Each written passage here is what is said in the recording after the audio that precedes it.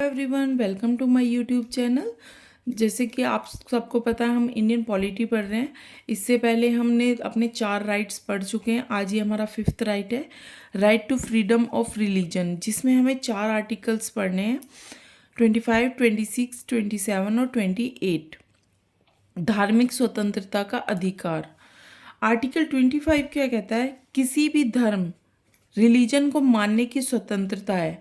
आप किसी भी धर्म या किसी भी रिलीजन को मान सकते हैं। ऐसा कोई वो नहीं है कि आप अगर एक हिंदू हैं तो आप सिख नहीं बन सकते, तो ऐसा कुछ नहीं है। वो आपकी अपनी मर्जी है, आपको कौन सा धर्म अपनाना है।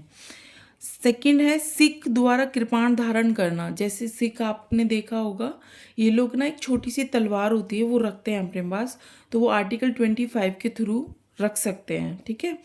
थर्ड में क्या है? हिंदू वर्ल्ड के अंदर 3 कम्युनिटी को रखा गया है। वो 3 कम्युनिटी कौन सी हैं? सिख, बुद्ध और जैनिज्म। ये ध्यान रखिएगा, ये क्वेश्चन एक बार आया था। 3 कम्युनिटी में कौन सा नहीं है? एक और अलग दे दिया था, पर्शियन था शायद, पर्शियन, तो वही आंसर था इसका। आर्टिकल 26 में क्या कहा है?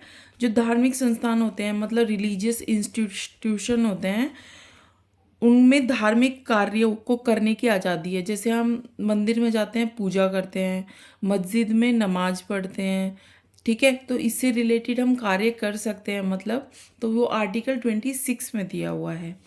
आर्टिकल 27 क्या कहता है? किसी भी धर्म के प्रचार के लिए टैक्स का भुगतान नहीं करने की स्वतंत्रता है।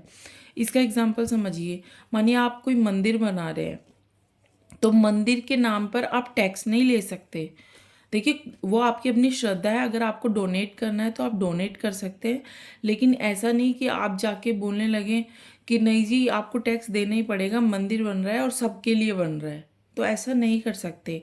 टैक्स लेने का अलाउड नहीं है। आर्टिकल में साफ साफ अक्षरों में ये बात लिखी हुई है। आर्टिकल 28 क्या कहता है? शिक्षण संस्थानों, मतलब एजुकेशनल जो इंस्टीट्यूशंस हैं, उसमें धार्मिक शिक्षा की व्यवस्था। आप धर्म से रिलेटेड शिक्षा दे सकते हैं, ऐसा नहीं है कि आप नहीं दे सकते। ठीक है। नेक्स्ट है right to culture and educational right, सांस्कृतिक शैक्षणिक अधिकार सॉरी। तो इसमें क्या है? आपको आर्टिकल केवल 2 ही पढ़ने होते हैं, और ये मोस्ट इम्पॉर्टेंट है। यहाँ से क्वेश्चन बन जाता है, बहुत अच्छे से बनता है, और कई पेपरों में आया भी है।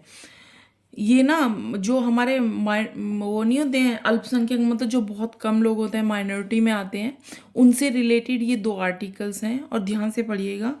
देखिए आर्टिकल 29 क्या कहता है?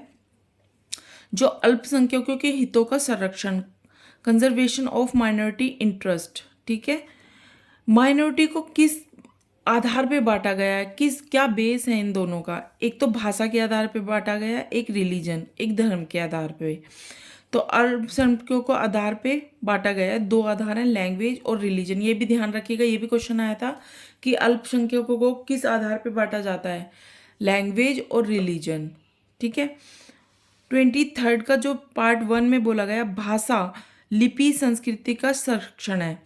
जो भाषा होगी या स्क्रिप्ट होगी, वो संस्कृति का संरक्षण है। मतलब अगर लैंग्वेज है, किसी की स्क्रिप्ट अलग होती है, किसी की संस्कृति अलग होती है, तो उनको संरक्षण, मतलब आप उनकी भाषा का मजाक नहीं बना सकते। ठीक है, उसको प्रोटेक्ट करने के लिए बनाया गया है ये।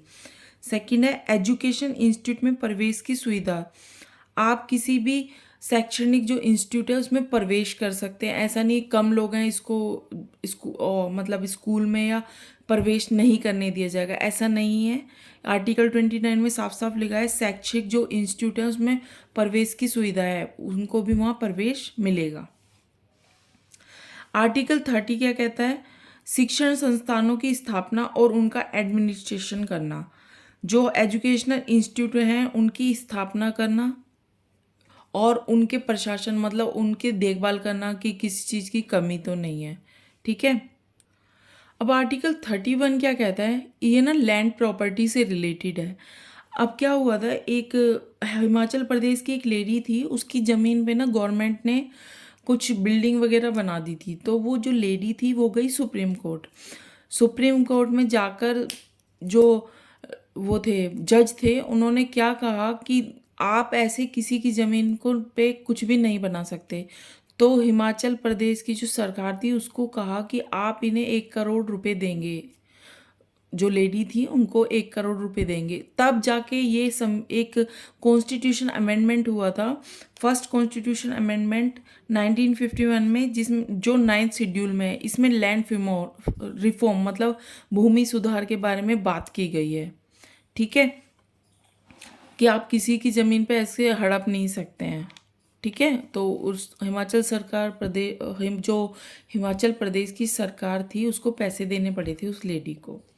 Article 32 most important, right to constitution remedies, संवैधानिक उपचारों का अधिकार। आर्टिकल 12 से 35 तक किसी भी फंडामेंटल राइट का हनन होता है तो सुप्रीम कोर्ट जा सकता है, मैंने अभी बताया 31 में। और डॉक्टर BR अम्बेडकर ने हार्ट सोल ऑफ कॉन्स्टिट्यूशन कहा, इसे दिल और आत्मा कहा संविधान का, इस पूरे आर्टिकल को, आर्टिकल 32 को। आर्टिकल 32 सुप्रीम कोर्ट से रिलेटेड है, अगर आपके कोई फंडामेंटल राइट का हनन होता है तो आप सुप्रीम कोर्ट जा सकते हैं। और आर्टिकल 226 है हाई कोर्ट से रिलेटेड, अगर आप हाई कोर्ट भी जा सकते हैं अगर आपके फंडामेंटल्स को हनन होता है।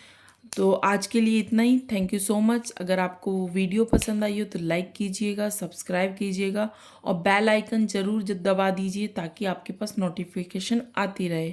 और हाँ, EVS की भी क्लासेस चल रही हैं जो CTET से रिलेटेड हैं, आप चाहें तो मेरे चैनल पे आके वो देख सकते हैं। Thank you so much, take care, bye bye.